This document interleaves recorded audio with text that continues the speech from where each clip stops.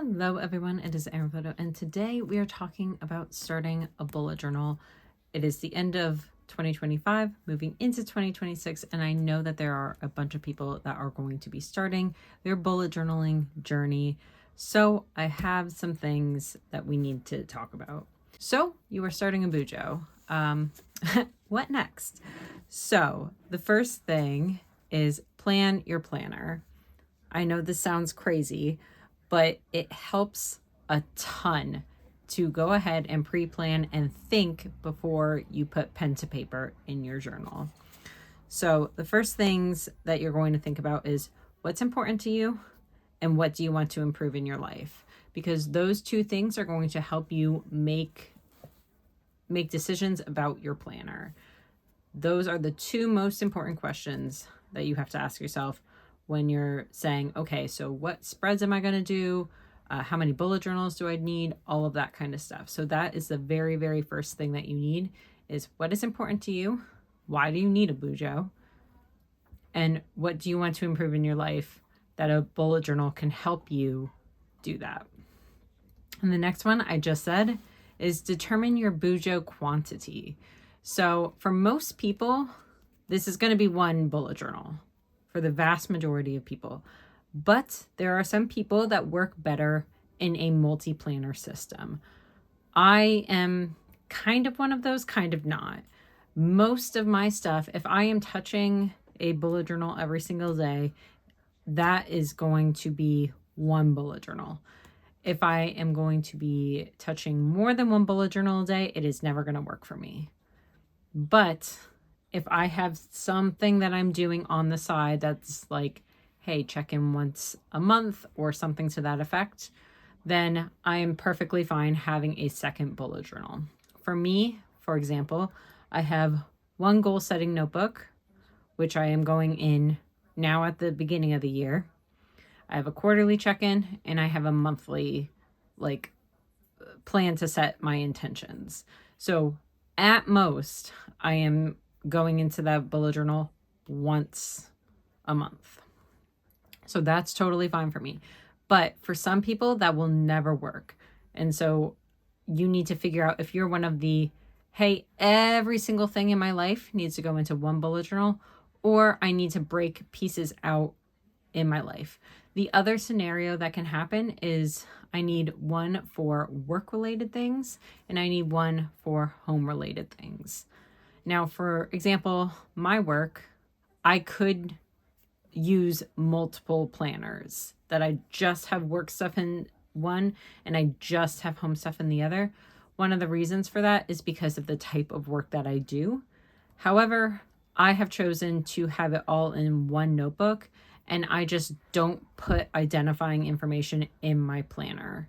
But I can see other people saying, hey, I strictly need work stuff in here because the type of information that I'm working with is sensitive and I need to be able to lock my bullet journal in my work desk or in a desk of some sort when I am not currently working in that bullet journal.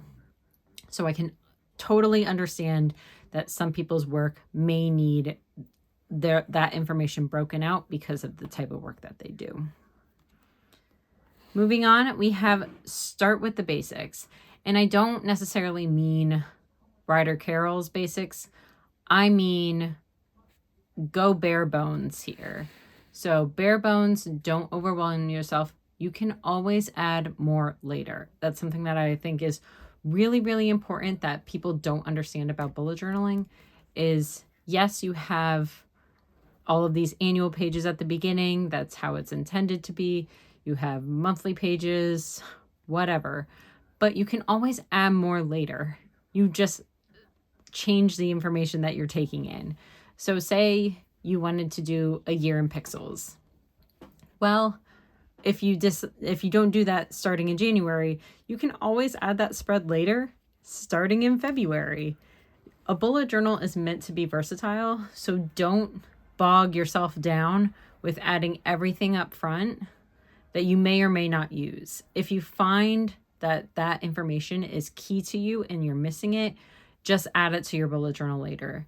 One of the things that I see the most in people that switch from pre-printed planners or no planners at all to a bullet journal system is that they go in overwhelming themselves because they see all this pretty stuff online, all these different types of spreads that they can do that they've never been able to do before because pre-printed planners did not have a place to put your favorite TV shows, a place to have a Polaroid of the month, right? So go bare bones with what is basic,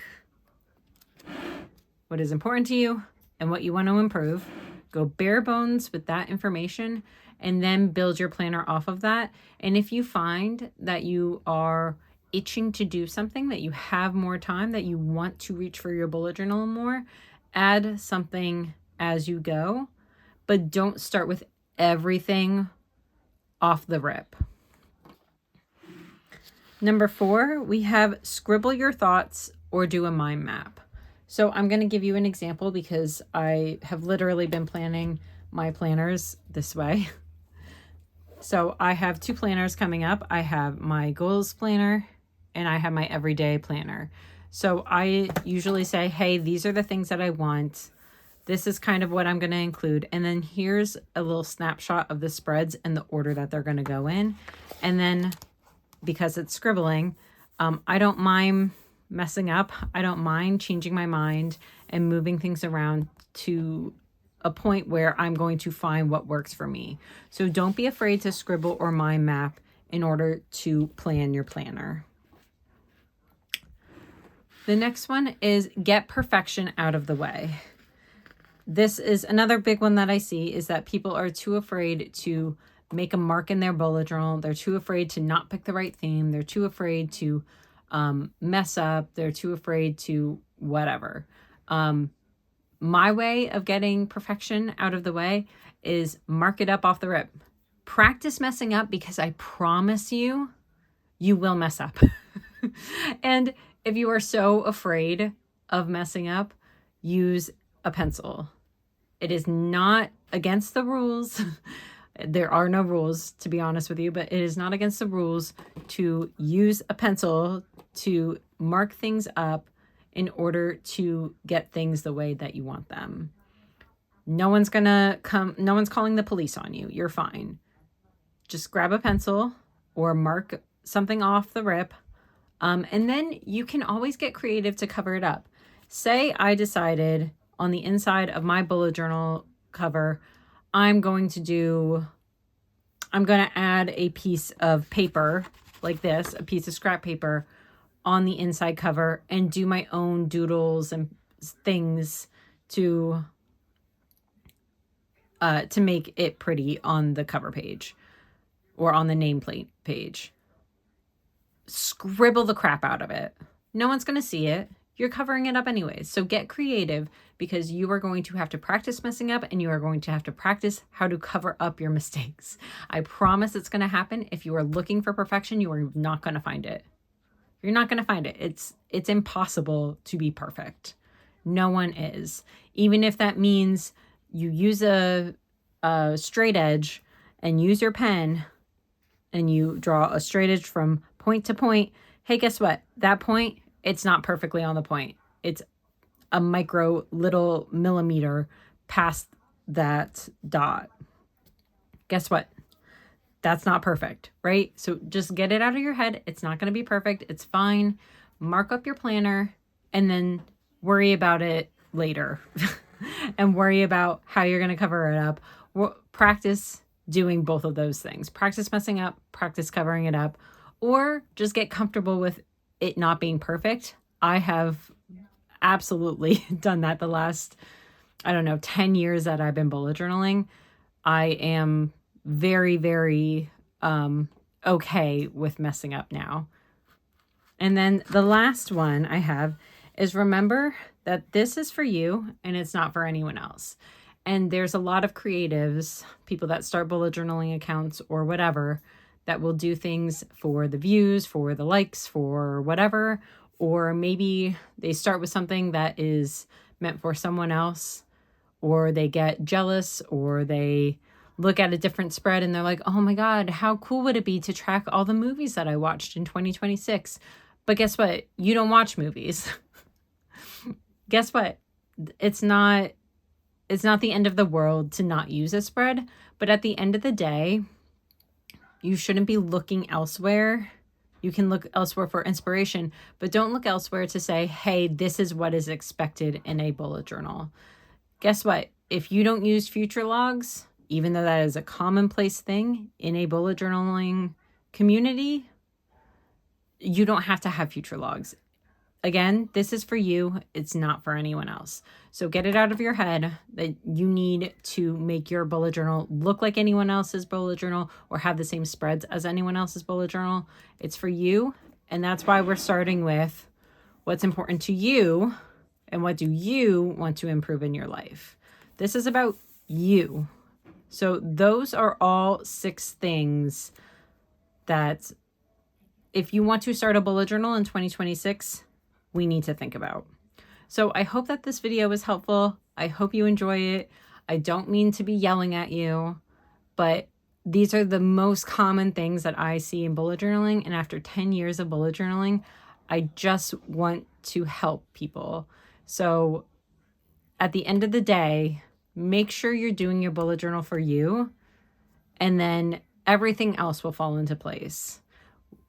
Spreads that you need, how this is going to help your brain function, because that is what my bullet journal is for, is helping my brain function. I hope that a bullet journal helps you with your brain functioning. And that is what I've got for you today. I hope that you are excited for 2026. Please let me know in the comments down below if you are starting a bullet journal, what types of bullet journals you're using, what types of spreads that you're interested in that are going to be important to you and help you improve your life. And I will see you in the next video, which is going to be my 2026 setup video. And I will see you then. Bye, everyone.